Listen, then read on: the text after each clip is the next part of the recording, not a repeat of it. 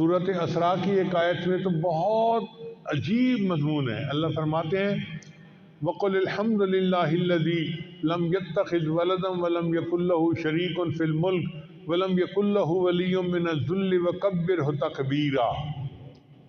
تو یہ توحید کے مضمون پورے قرآن مجید میں اس طرح چلتے رہے اور اخیر پہ آ کے اس کا جو نچوڑ تھا، یہ لب لباب تھا، وہ سورہ اخلاص کے اندر ہے.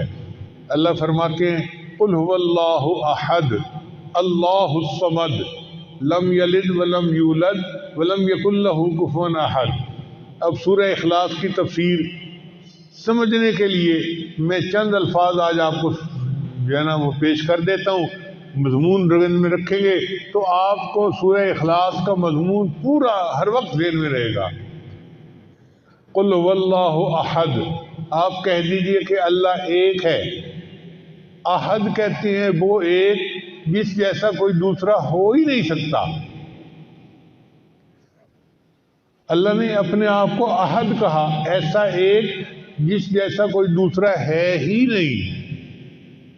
سورہ کہف کے آخر پہ بھی اللہ نے یہی پیغام دیا. من کان یرجو لقاء ربہ فلیعمل عملا صالحا ولا یشرک بعبادت ربہ احدا. اللہ کی عبادت میں کسی ایک کو شریک نہ بنائے. تو اللہ احد ہے. احد کا کیا مطلب؟ وہ ایک جس جیسا کوئی دوسرا ہو ہی نہیں سکتا. یہ احد کا لفظ بڑا خاص ہے. پھر آگے فرمایا اللہ الصمد، اللہ نرادھار ہے. نرادھار کا کیا مطلب؟ کہ ساری مخلوق اللہ کی محتاج ہے، اللہ کسی کا محتاج نہیں ہے. اب یہ بات اپنی جگہ حقیقت ہے، ہم سب اللہ کے محتاج ہیں، اللہ کسی کا محتاج نہیں ہے. تو یہ دو آیتیں ہوئی. سمجھنے کے لیے اس کو یوں سمجھ لیجئے کہ پہلی آیت میں توحید وجودی ہے. یہ توحید وجودی صوفیاء والی نہیں ہے، بلکہ لفظ استعمال کیا جا رہا ہے اپنے سمجھنے کے لیے. قُلْ هُوَ اللَّهُ أَحَدٌ، یہ وجود کے بارے میں ہے کہ اللہ ایک ہے، اس جیسا کوئی ہے ہی نہیں. یہ توحید وجودی ہوئی. پھر اللہ الصمد، سب اللہ کے محتاج ہیں، اللہ کسی کا محتاج نہیں ہے. یہ توحید شہودی ہوئی. صوفیاء والی توحید شہودی نہیں. سمجھنے کے لیے ہم اس لفظ کو استعمال کر رہے ہیں.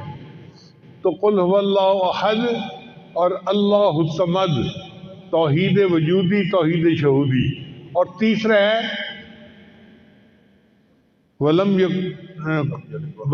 یلد ولم یولد، نہ اللہ نے کسی کو جنا، نہ اللہ کو کسی نے جنا.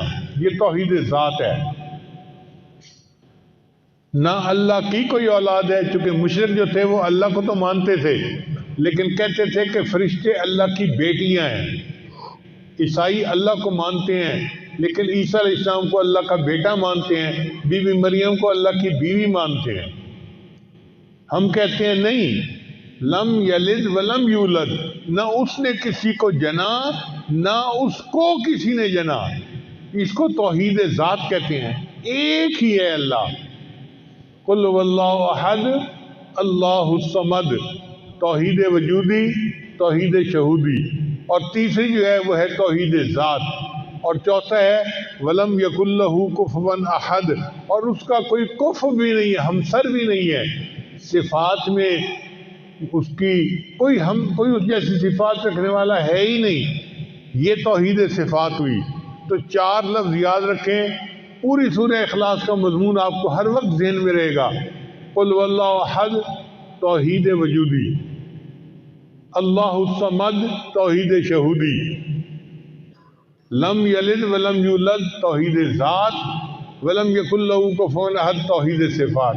تو چار طرح کی توحید اس چھوٹی سی صورت کے اندر اللہ نے بیان کر کے توحید کو ایک جگہ پر جمع فرما دیا. اس لیے سورہ اخلاص اتنی عظیم صورت ہے. ایک صحابی ہر نماز میں یہی پڑھتے تھے کسی نے پوچھا نبی علیہ السلام سے کہ جی وہ ہر نماز میں یہی صورت پڑھتے ہیں. نبی علیہ السلام نے پوچھا تم کیوں کرتے ہو ایسا؟ اے اللہ کے نبی مجھے یہ مضمون بڑا پسند آتا ہے، میں ہر نماز میں یہ پڑھتا ہوں. نبی علیہ السلام نے فرمایا سورہ اخلاص کی اس محبت کی وجہ سے اللہ نے تمہارے گناہوں کی مغفرت فرما دی. ہم بھی نمازوں میں پڑھتے ہیں یہی صورت، تو اگر مضمون ذہن میں رہے گا تو ہمارے لیے پھر نماز میں دھیان قائم رکھنا آسان ہو جائے گا. یہ توحید اتنی اہم ہے کہ امام ربانی مجدد ثانی رحمۃ اللہ فرماتے ہیں کہ دنیا میں بڑے بڑے نافرمان گزرے، جیسا کہ شیطان، فرعون، حامان، یہ بڑے بڑے نافرمان تھے، نمرود. لیکن اگر یہ سارے نافرمان بھی کلمہ پڑھ لیتے اللہ ان کے گناہوں کو بھی معاف فرما دیتا. اور ایک مکتوب میں امام ربانی مجدد ثانی رحمۃ اللہ فرماتے ہیں کہ اگر ایک مرتبہ کلمہ پڑھنے پر اللہ ساری مخلوق کے گناہوں کو معاف فرما دے تو اس کی بھی گنجائش موجود ہے. بہت عجیب بات کہی ہے. اگر ایک مرتبہ کلمہ پڑھنے پر اللہ ساری مخلوق کے تمام گناہوں کو معاف فرما دے تو اس کی بھی گنجائش موجود ہے. اللہ اکبر کبیرہ، یہ کلمہ اتنا عظیم ہے. اس لیے وقتاً فوقتاً لا الہ الا اللہ، لا الہ الا اللہ، اس کا ذکر کرتے رہا کرے، چلتے پھرتے لیٹے بیٹھے، جب بھی فارغ ہوں، بجائے موسیقی سننے کے یا ادھر ادھر مصروف رہنے کے لا الہ الا اللہ کی ضربیں لگائے. یہ لا الہ الا اللہ دل میں رہا تو قیامت کے دن اللہ کی طرف سے بخشش ملے گی. اللہ تعالیٰ ہمیں توحید پہ زندہ رکھے، پوری زندگی گزارنے کی توفیق عطا فرمائے، اور توحید کے اوپر اللہ ہمیں موت عطا فرمائے، اور قیامت کے دن توحید کا سرمایہ لے کر اللہ کے سامنے کھڑے ہونے کی توفیق عطا فرمائے.